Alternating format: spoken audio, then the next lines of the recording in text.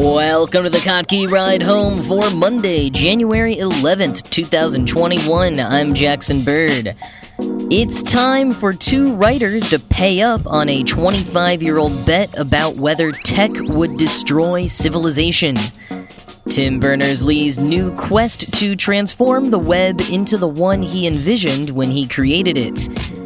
And how the most recent COVID-19 stimulus bill created a new national park, and also may reveal previously classified government research on UFOs? Here are some of the cool things from the news today. In 1995, Wired's executive editor Kevin Kelly confronted writer Kirkpatrick Sale about his book Rebels Against the Future. Kelly, from Wired, was a techno-optimist, believing that progress, emerging tech, hackers, and entrepreneurs would solve all the world's ills. Sale, the writer, was anti-technology, to the point that he claimed humankind had been going downhill since we started hunting large animals. In theory, he was a Paleolithic purist. Mostly, he called himself an anarcho-communalist and proposes what he calls human-scale society, small communities that are basically self-sufficient without outside interference, especially from technology. Around the time the story starts, he was fairly well known for smashing computers with sledgehammers at public events. And when Kelly from Wired went to interview Sale at his apartment in 1995, he confronted him on a number of his beliefs. Quoting a recent article, also from Wired, in the final pages of his latest book, Sale had predicted society would collapse within not more than a few decades.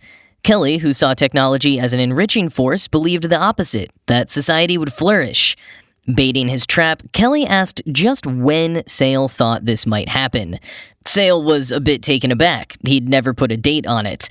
Finally, he blurted out, 2020. Seemed like a good round number.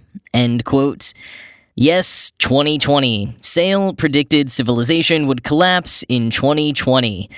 But what exactly did he think would cause this collapse? Quoting again, Sale extemporaneously cited three factors. An economic disaster that would render the dollar worthless, causing a depression worse than the one in 1930, a rebellion of the poor against the moneyed, and a significant number of environmental catastrophes. End quote. Woof, getting a little too accurate for comfort there. But of course, techno-optimist Kelly didn't know how bad things would get in 2.5 decades, so he decided to make a bet. He bet Sale $1,000 that civilization would not even be close to the kind of disaster Sale had described.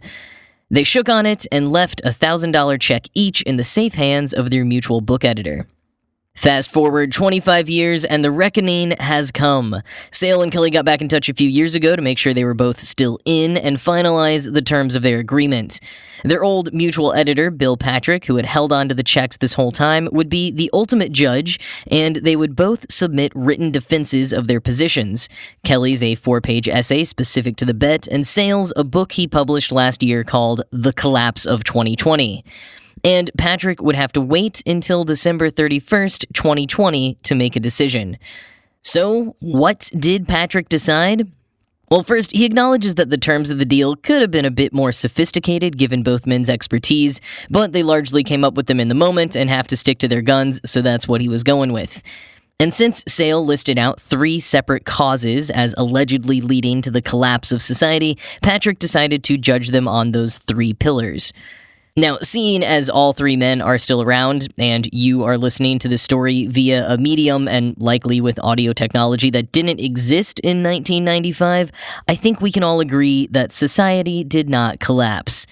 However, Kelly argued that we'd be nowhere close to it, and, well, that does bear a bit more examination. On the matter of economic collapse, Patrick ruled, quote, Sale predicted flatly that the dollar and other accepted currencies would be worthless in 2020. Patrick points to the Dow at 30,000 and the success of new currencies, such as Bitcoin. Not much contest here, Patrick writes. Round goes to Kelly. End quote. Though I will point out, as Wired does, Sale predicted a depression worse than 1930, and per Wired, income inequality is the worst it's been since before the Great Depression. But hey, that's kind of splitting hairs, and Bill Patrick was the only judge here, not me or Wired, so moving on to global environmental disaster. Quoting again, Kelly tried to argue that despite worsening climate change, people are still living their lives pretty much as usual. If this is a disaster, that's not evident to Earth's 7 billion inhabitants, Kelly wrote in his 4-page argument. But Patrick isn't convinced. With fires, floods, and rising seas displacing populations, bugs and disease heading north, ice caps melting, and polar bears with no place to go, as well as the worst hurricane season and the warmest year on record, it's hard to dispute that we are at least close to global environmental disaster, Patrick wrote in his final decision. This one is sales. End quote. And the final, now tie-breaking point, the war between the rich and the poor. Quote, Sale's book cites devastating statistics on income inequality and the frayed social fabric. If he had written this book after the pandemic, the picture would be even worse. But are the classes at war? Patrick notes that in the decades since Kelly and Sale made the bet, breathtaking economic development has reshaped China and India, among other countries. On the other hand, he points to undeniable social unrest even in the United States, with Trumpites taking to the streets with semi-automatic weapons and massive protests against police abuses. He calls this round a toss-up, with an edge to Sale. End quote. So, just about a tie. But in the end, we're still here, and not quite as close to collapse as it may seem some days, so Kelly ultimately won the bet. Both Patrick and Wired point out, though, that it's not really a cause for celebration. We're much closer to collapse than most people, other than Kirkpatrick Sale, probably thought we would be at this point. And while Kelly's optimism seems to only have grown, despite his massive blindsight on, quote, tech companies' reckless use of power, or their shortcomings in solving and sometimes stoking tough societal problems, end quote, just because we haven't collapsed now doesn't mean we necessarily won't in the next 25 years. How long before true collapse remains unknown.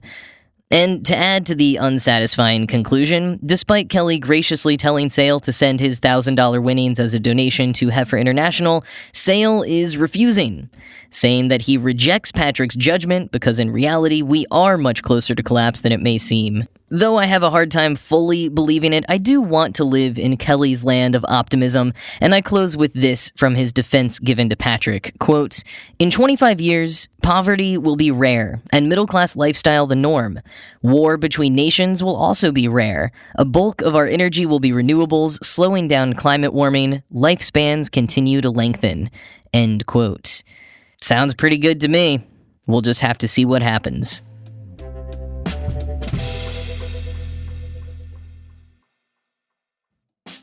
With the way my lifestyle changed in 2020, I realized I needed to make staying fit a bigger priority. I wasn't getting my usual activity in naturally from running errands and commuting around the city, so it became extra important to make time for intentional activity. And that's what I'm focusing on in 2021, setting aside more time to be active and push myself physically. Whether you're also looking to add more exercising to your 2021 schedule or have other activity goals, Fitbod can create a personalized fitness program that continually adapts to you. Fitbod takes the intimidation and guesswork out of finding what works for you by learning your abilities and building a dynamic program that adjusts as you go. It's awesome watching the app adjust workouts the more that I do, letting me know when my muscles have recovered, and letting me customize settings based on the equipment I have available at home. I don't have to adapt anything. I can just open the app and go. The Fitbod understands that the path to achieving your best looks different for everyone, which is why their algorithm uses data and analytics to help you build on your last workout to maximize your results. It's super easy to use with HD video tutorials to reference for any exercises you may not have encountered before, and it syncs with apps like Apple Health, Fitbit, and Strava. So get your body out of hibernation and start the year off stronger than ever with Fitbod. You can get 25% off a membership when you sign up now through February 28th at fitbod.me/Kotke. That's 25% off your membership at fitbod.me/Kotke. If you're listening to this podcast, you, like me, probably love learning new things, which is why I think you will also love today's sponsor, Skillshare. Skillshare is an online learning community for creatives where millions come together to take the next step in their creative journey. They offer thousands of intriguing classes for creative and curious people on topics including film and video, web development, productivity, creative writing, design, entrepreneurship, and more. I'm planning to watch Bookkeeping for Freelancers, How to Handle Your Finances with Emily Simcox, because I always like taking a fresh look at how I'm organizing my finances at the start of the year. And no matter what 2021 brings, you can spend it creating something meaningful with Skillshare's online classes, because time is what we make of it. And Skillshare is incredibly affordable, especially when compared to pricey in-person classes and workshops. An annual subscription is less than $10 a month. And for listeners of the Kottke Ride Home, you can explore your creativity at Skillshare.com/Kottke and get a free trial of premium membership. Again, that's Skillshare.com/Kottke for a free trial of premium membership. Well, even if you don't believe technology has completely heralded the collapse of civilization, there's no doubt that the internet isn't quite the purely useful tool full of wonder and possibility that many believed it to be when it first began. And now, the creator of the World Wide Web, Tim Berners-Lee, is trying to remake it into something resembling a bit more of what he had in mind 3 decades ago. Specifically, giving individuals greater control over their personal data. As Daniel Weitzner, a principal research scientist at the MIT Computer Science and Artificial Intelligence Lab, put it, quote, "Tim has become increasingly concerned as power in the digital world is weighted against the individual," end quote. And Berners-Lee, quoting New York Times, believes the online world has gone astray. Too much power and too much personal data, he says, reside with the tech giants like Google and Facebook. Silos is the generic term he favors instead of referring to the companies by name. Fueled by vast troves of data, he says, they have become surveillance platforms and gatekeepers of innovation, end quote. So he aims to create technology that will restore the balance of power in favor of the individuals and not the silos. Quoting again from the Times, "Pods, personal online data stores, are a key technical ingredient to achieve that goal. The idea is that each person could control his or her own data, websites visited, credit card purchases, workout routines, music streamed, in an individual data safe, typically a sliver of server space. Companies could gain access to a person's data with permission through a secure link for a specific task, like processing a loan application or delivering a personalized ad. They could link to and use personal information selectively, but not store it." Mr. Berners-Lee's vision of personal data sovereignty stands in sharp contrast to the harvest and hoard model of the big tech companies. But it has some echoes of the original web formula, a set of technology standards that developers can use to write programs and that entrepreneurs and companies can use to build businesses. He began an open-source software project, Solid, and later founded a company, Inrupt, with John Bruce, a veteran of 5 previous startups, to kickstart adoption. Inrupt's initial business model is to charge licensing fees for its commercial software, which uses the Solid open-source technology, but has enhanced security, management, and developer tools. The Boston-based company has raised about $20 million in venture funding, end quote. And they're running a number of pilot programs, including with the UK's National Health Service and with the government of Flanders in Belgium. Their endgame is a decentralized marketplace, quote, "fueled by personal empowerment and collaboration," end quote. There's a bit of skepticism regarding their success. Similar ventures have failed in the past because the software has been a bit intimidating to your average non-tech person, and some say Inrupt may be too academic and suffer from similar challenges.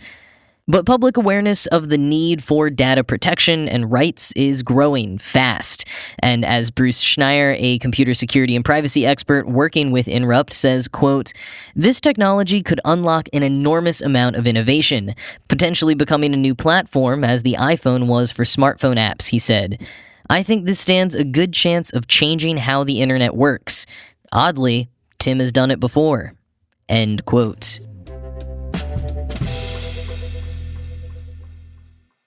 Apart from $600 checks to all eligible Americans, the 5,600-page COVID-19 relief bill that was recently passed was stuffed with a number of items totally unrelated to COVID-19 relief.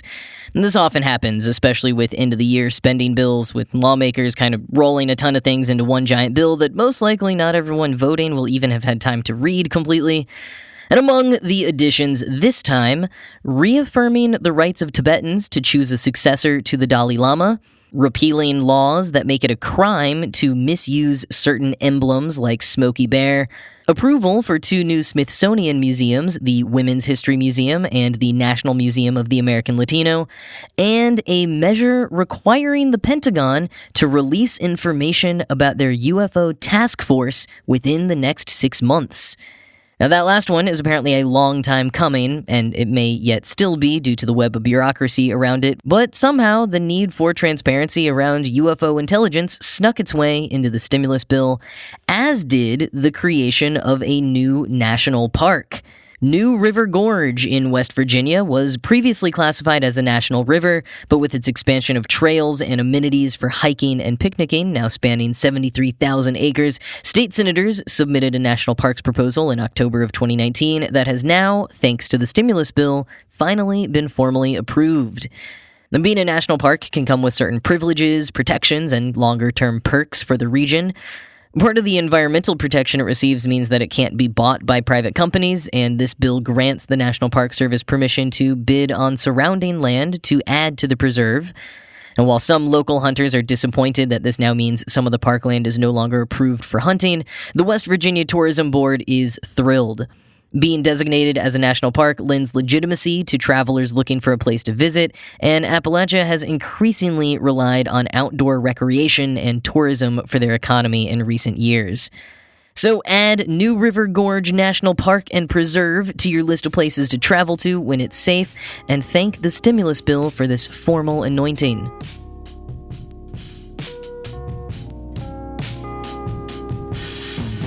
That is all for today. As always, this show was produced by Ride Home Media and Cocky.org. I am Jackson Bird, and I am gonna go finally get my Smokey Bear merchandise company up and running.